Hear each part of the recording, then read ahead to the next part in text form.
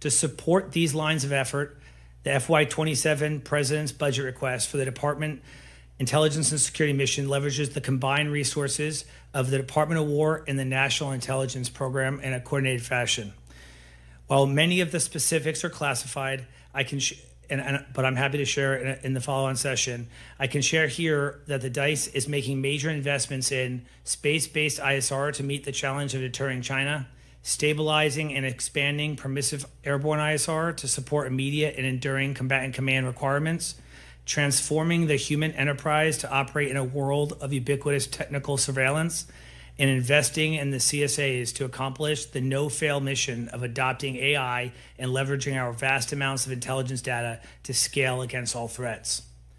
To accomplish all these efforts and meet our mandate, I have found it necessary to ensure all enterprise operations, activities, and investments support three foundational principles.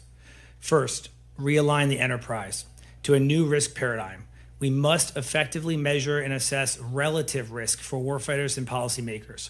We must also ensure our posture is laser focused on supporting NDS priorities. Secondly, maximize enterprise effects from our current investments, which will require the DICE to be outcome focused and exceptional at measuring ROI to adequately inform opportunity costs. To achieve these effects demands we are all mission focused and apply an enterprise lens to our activities.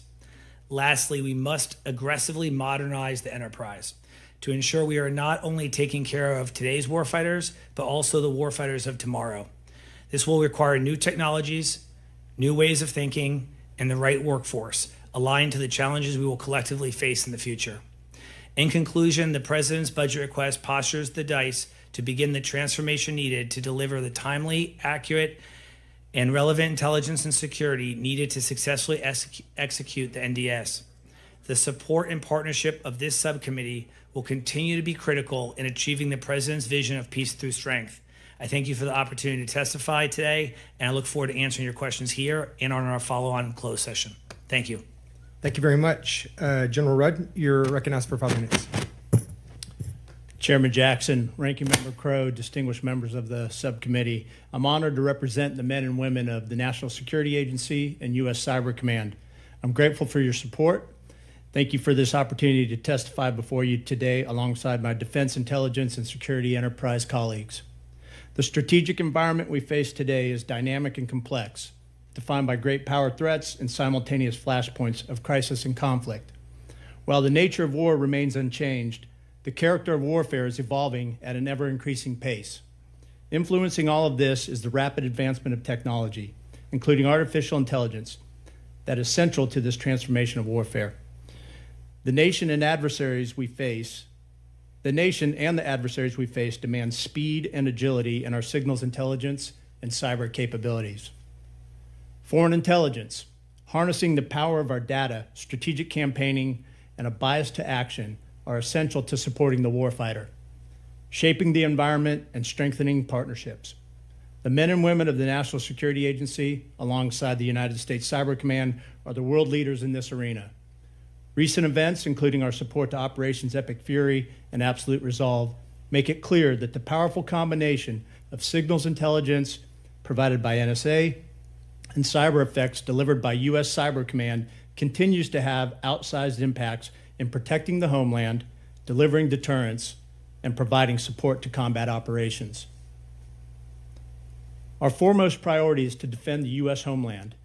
NSA has made it a priority to protect America's interests throughout the Western Hemisphere through our efforts to produce foreign intelligence that can be used to prevent narco-terrorists from trafficking lethal narcotics into our country and to deter and defend against cyber threats to the U.S. homeland.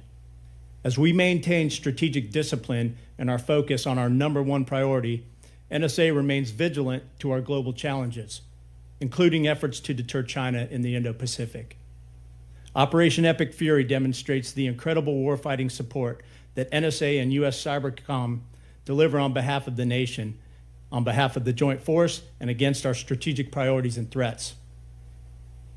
In support of U.S. Central Command, NSA has played a critical role in our ability to deliver insight into the adversary and generate strategic advantage on the battlefield.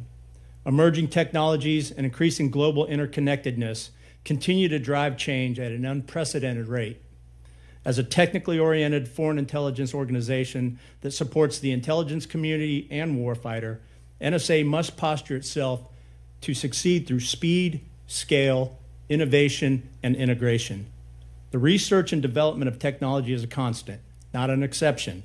It helps us stay ahead of foreign adversaries who are also working feverishly to develop capabilities to be used against us. This requires a highly skilled workforce, a workforce that embraces innovation, and a broadened approach for agile collaboration across government, the private sector, and our partners around the world. In closing, I'd like to emphasize the importance of intelligence derived from Section 702 of the Foreign Intelligence Surveillance Act to the missions that I mentioned. This authority, which allows NSA to collect foreign intelligence on non-U.S. persons located overseas that use U.S. communications infrastructure, is vital to keeping the nation safe. I look forward to continuing the conversation with Congress about 702's importance and the rigorous compliance program that guides our use of it. Maintaining the trust and confidence of our nation's leaders and the public remains our top focus. Thank you again for inviting me today. Your support is what allows us to achieve positive national security outcomes for the nation, and I look forward to your questions. Thank you. Thank you, General. Lieutenant General Adams, you're recognized for 5 minutes. Chairman Jackson, Ranking Member Crow, and distinguished members of the subcommittee, thank you very much for the opportunity to discuss the Defense Intelligence Agency's assessment of its challenges, priorities, and resourcing. I'm honored to testify alongside the Honorable Hansel, General Rudd, and Lieutenant General Breedenkamp.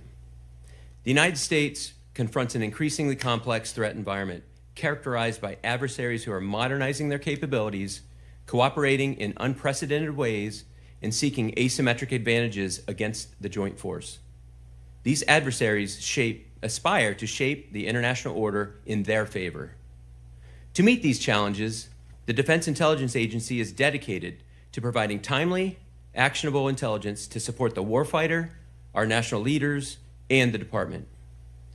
The over 16,500 men and women of the Defense Intelligence Agency serving in over 140 countries around the globe are focused every day on delivering that intelligence, and that it strengthens the defense of our homeland, enhances warfighter lethality, and counters foreign intelligence threats, as well as strengthens intelligence sharing with our partners and allies.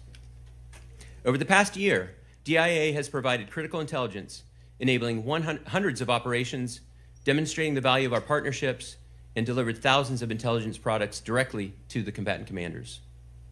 Let me begin with the threats